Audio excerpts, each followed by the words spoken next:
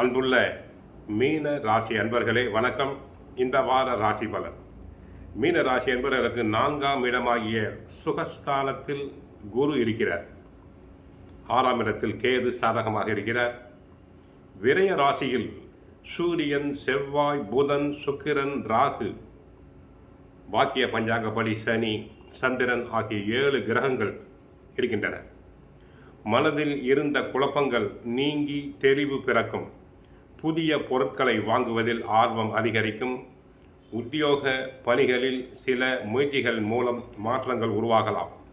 ஆராய்ச்சி சார்ந்த செயல்களில் சிலருக்கு ஆர்வம் பிறக்கும். இறை வழிபாட்டு காரியங்களில் மனம் ஈடுபடும். சமூக தொடர்பான பணிகளில் தங்களுக்கு ஆர்வம் அனைத்தும் உண்டாகும். புதுவிதமான கற்பனைகள் உருவாகும். கலைத்துறைகளில் சாதகமான சூழ்நிலை உண்டாகும். அரசு செயல்களில் இருந்து வந்த தாமதங்கள் குறையும். சொந்த ஊர் தொடர்பான பயண சிந்தனைகள் மனதில் மேம்படும். வியாபாரத்தில் கூட்டாளிகளுடைய ஒத்துழைப்பு கிடைக்கும். கால்நடைகள் மூலம் புதிய வாய்ப்புகள், வருமானங்கள் தங்களுக்கு கிடைக்கும். பிள்ளைகளின் மூலம் சுப செய்திகள் கிடைக்கலாம். குலதெய்வ வழிபாட்டுக்கான பிரயாணங்களை தாங்கள் மேற்கொள்வீர்கள். லாபாதிபதியும் விரையாதிபதியுமான சனி பகவான் உங்கள் ராசிக்குள் நுழையும் நேரம் வாக்கிய பஞ்சாங்கப்படி மார்ச் 6ஆம் தேதி தங்களுக்கு ஜென்ம ராசியாக வருகிறார். மிகுந்த எச்சரிக்கையுடன் இருத்தல் வேண்டும். 12ஆம் இடமாகிய விரயஸ்தானம் மிகுந்த பாதிப்பில் இருப்பதால் செலவுகளை சற்று கவனமாக செய்தல் வேண்டும். திட்டமிட்டு செலவு செய்தல் வேண்டும். அனாவசியமான செலவுகள் இருக்கக்கூடாது. 12ஆம் இடம் மறைமுகமாக சில விஷயங்களை சுட்டி காட்டுவதால் எதிர்பாராத உதவி கிடைக்கும். வருமானம் நீங்கள் நினைக்காத ஒரு வழியில் வருவதற்கும் வாய்ப்புண்டு.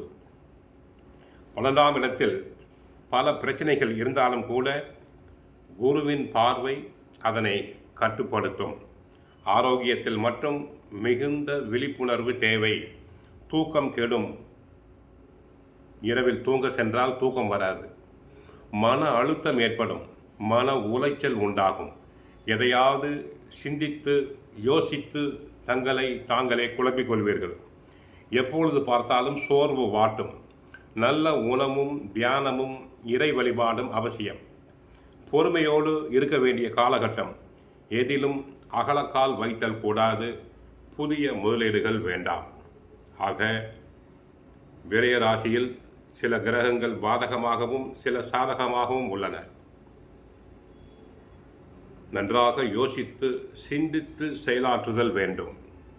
கோவிலுக்கு சென்றால் குரு தட்சிணாமூர்த்தியை வழிபடுங்கள்.